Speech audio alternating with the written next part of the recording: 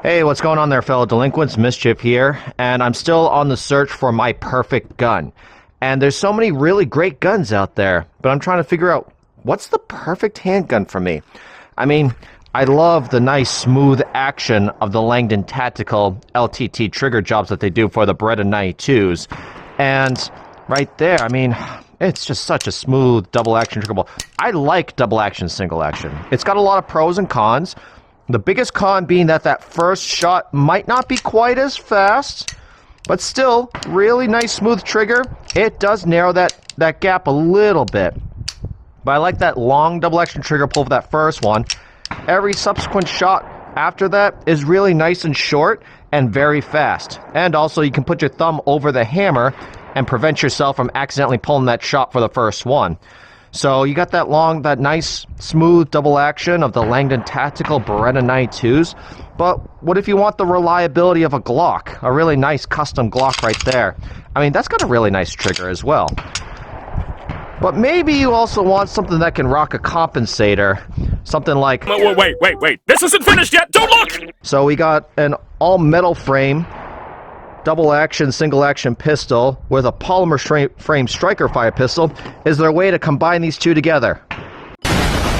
The Beretta PX4 Storm, this is the G-SD model, and this one right here was done by Langdon Tactical. You can see their logo right there. So what exactly is this pistol? Well, this pistol right here is a double action, single action pistol, and it's got metal sights instead of the plastic Glock sights that I despise. And this one right here has a decocker only right there. It's got a nice short trigger reset from Langdon Tactical as well. So this one's a little bit more expensive. Why is it called the G-SD model? The G stands for decock only, and the SD model actually stands for the barrel, right here.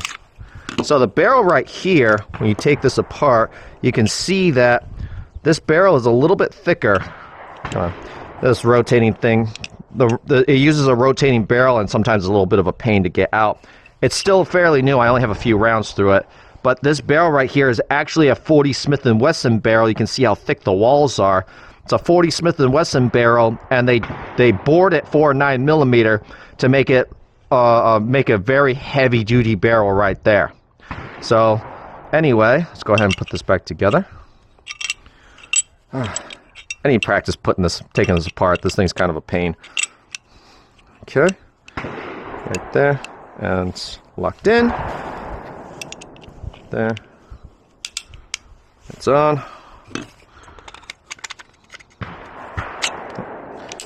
Make sure that's center. And alright, not bad for my second time taking this thing apart and putting it back together. Let's go ahead and shoot some rounds through it.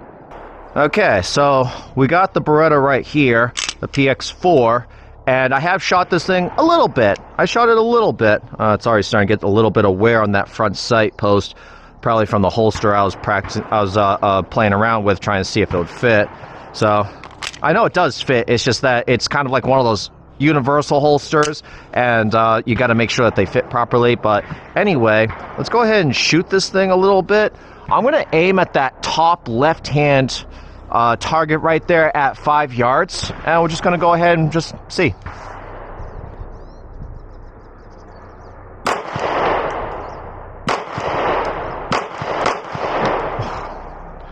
Okay, that trigger caught me off guard. That trigger caught me off guard really bad. Again.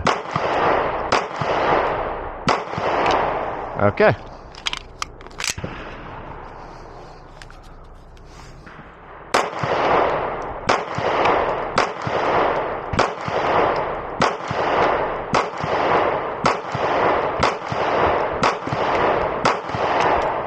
All right. So there's 20 rounds at 5 yards. And that trigger caught me off guard really bad. Right there. But you know what?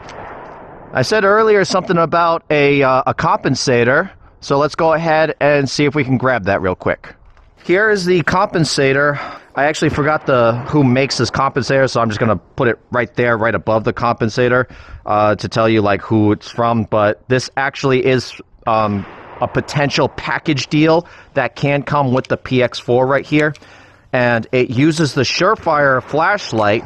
You screw it onto a Surefire X300A, slap that right on the front. And this right here comes with your Surefire as a potential mount right there. So just gonna pop that in right there. Now it's locked in. However, this does, a lot of these frame, like polymer frame pistols do have a little bit of play here. So they do recommend tightening down this little screw right here. And that's going to make it so there's no play in that pistol. And we're gonna go ahead and we're gonna snug that down real quick. Just like that.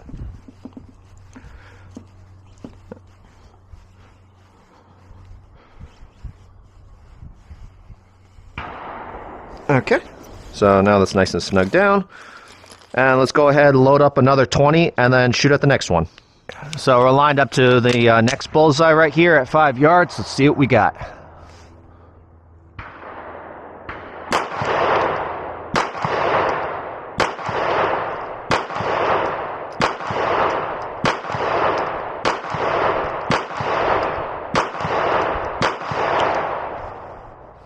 This compensator works!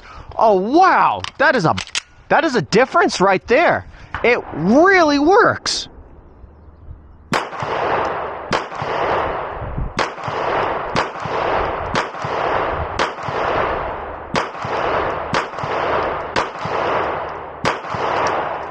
Wow.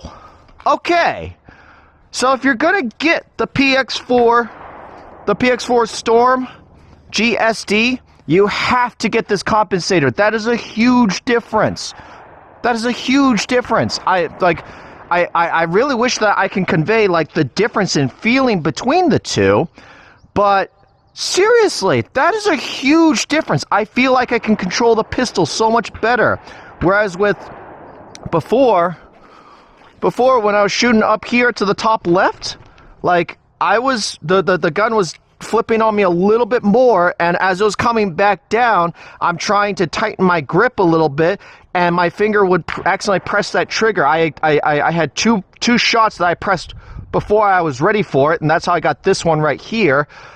And this one right here, it's like I feel like the pistol's not really moving, and I can hold it tighter, and I can control that trigger so much better. Wow, that's a huge difference. Alright, we'll play. So one thing I noticed about this pistol, I actually swapped out this battery cap twice from two different Surefires because I kept breaking off the little wing tips right here. I'm hoping that changing out a couple of things right here and making it so it's actually what's recommended from the manufacturer, that these actually don't break off this time. So we're gonna keep an eye on these. Anyway, one of the things that I do notice at the range is a lot of people, they come over here and they're shooting at targets at like 5 yards, and they're wondering why they can't hold good groups at 5 yards. Well, anyway, let's go ahead and we're going to talk about that. So I'm going to go ahead, I'm going to load up, get my stance. However, I am going to change very, very, very small things, okay? And I want you to be able to see if you can perceive a difference. So the target on the left, I'm going to go ahead and shoot normally, and I'm going to hold a tight group, and we got 10 rounds. Let's go ahead and do this.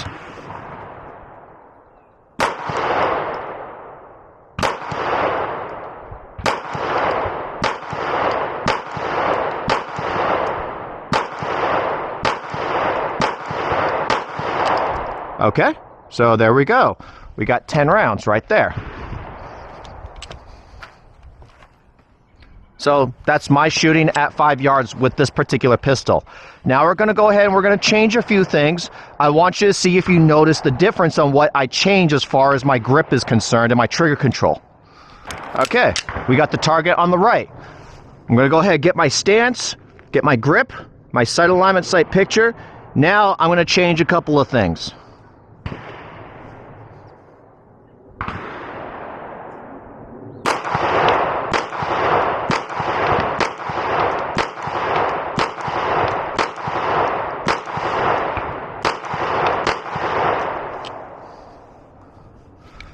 Alright.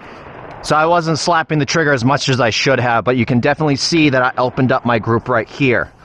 So that's my group opening up right there. So basically what I did was I loosened my grip a little bit. You can see my thumb right here. I had it outside instead of tucking it in. So what that did, that allowed the gun to wiggle left and right.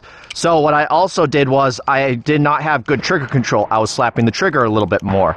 Let's go ahead. We're going to see this group. I'm going to try to open it up as much as I can by just completely throwing all my fundamentals out the window. Let's try that. So I'm going to completely throw all my fundamentals out the window and see what my group looks like.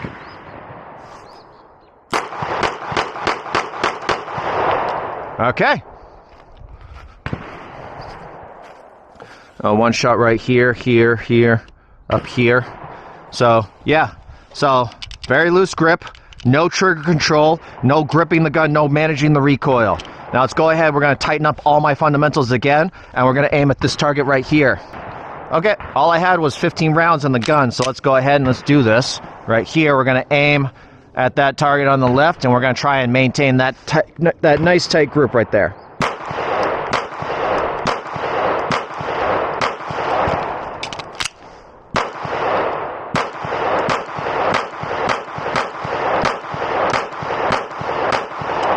And we did not maintain a nice tight group. Immediately, I threw one high and right. And that right there was because as I came back right there and I started pressing on that trigger, my sight, my front sight actually wandered off to to high and right.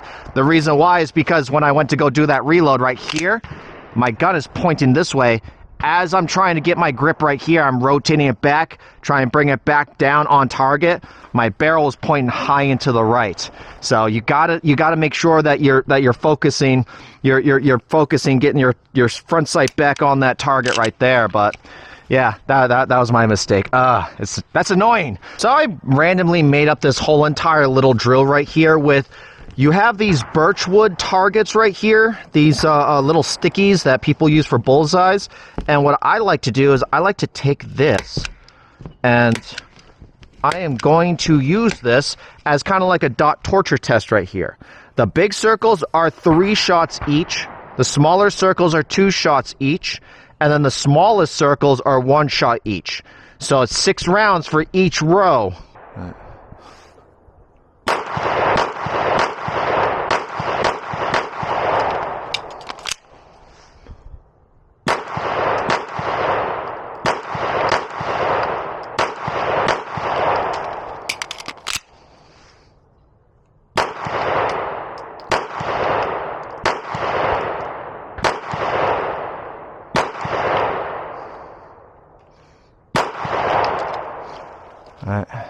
Definitely know I dropped a couple there. Okay, so clean. These 2 are clean. This one, I'm not going to count this. I'm not going to count that. So, missed 1 in the 2s. Good. I'm not going to count that. Good. So, those 2 right there are the 2s that I dropped. It's a fun little drill to really try and push yourself. It's not easy. This is very, very difficult drill to shoot right here. And you only really get 1 chance to do it because it's really difficult. After the first time you run this drill, it's really difficult to keep track of where your shots went. But it's a fun little drill, and it allows you so you don't have to throw these away. You don't have to waste stuff, you know? It's still a good target.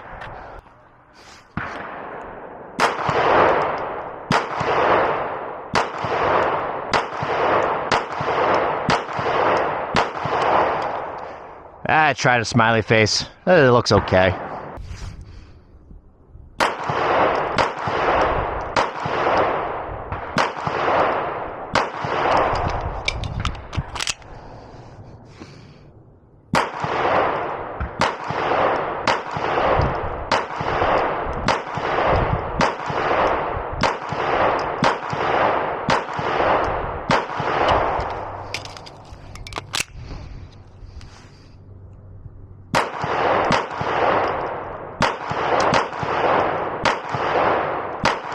I just ruined it. I ruined it.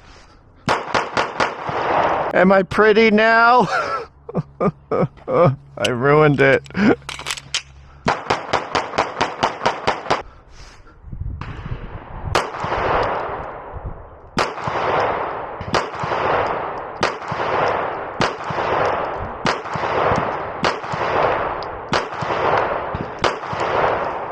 Now, when you got a double action, single action pistol, you really have to make sure you get used to that double action trigger pull, because if you can't pull that double action trigger pull, your first shot is going to be a liability. So let's go ahead and practice that real quick.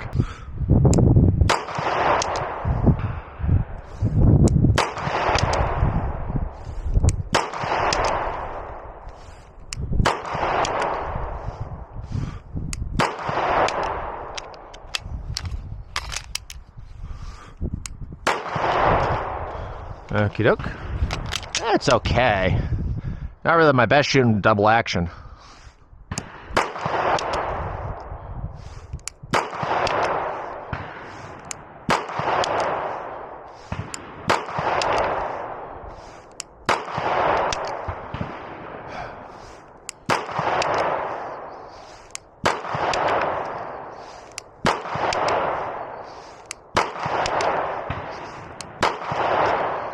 Okay, let's take a look.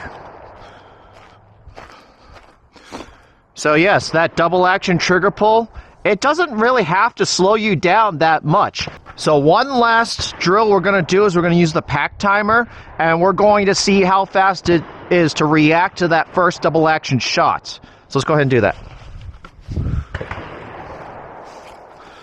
Okey doke.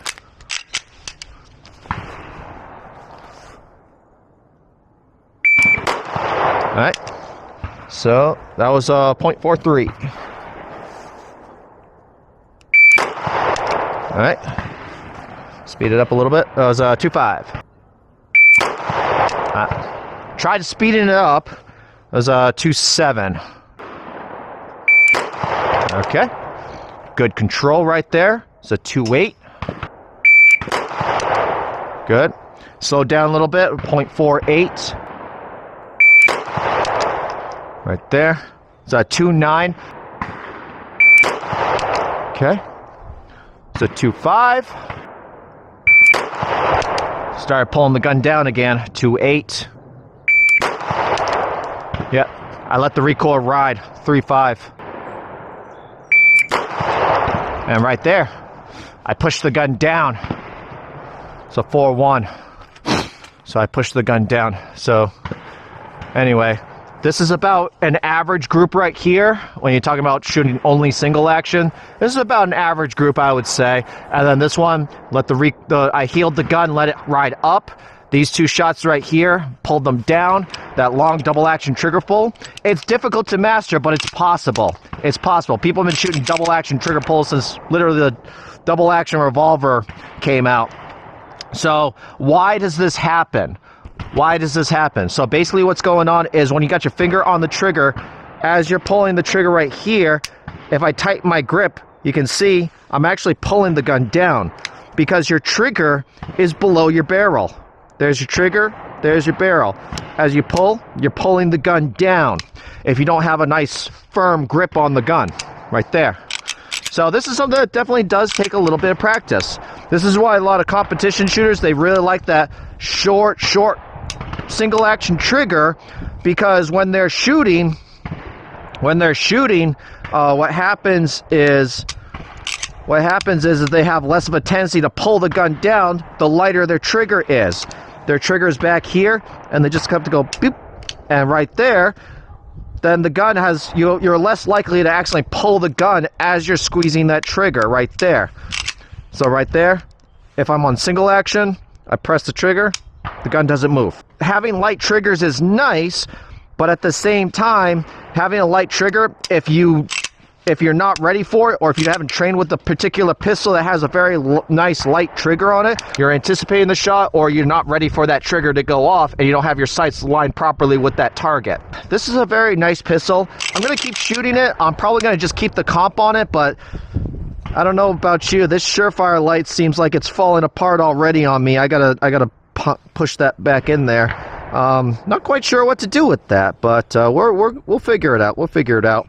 Anyway, that's basically all I got for you, so make sure you stay out of trouble. If you can't stay out of trouble, you didn't learn from me. Meow.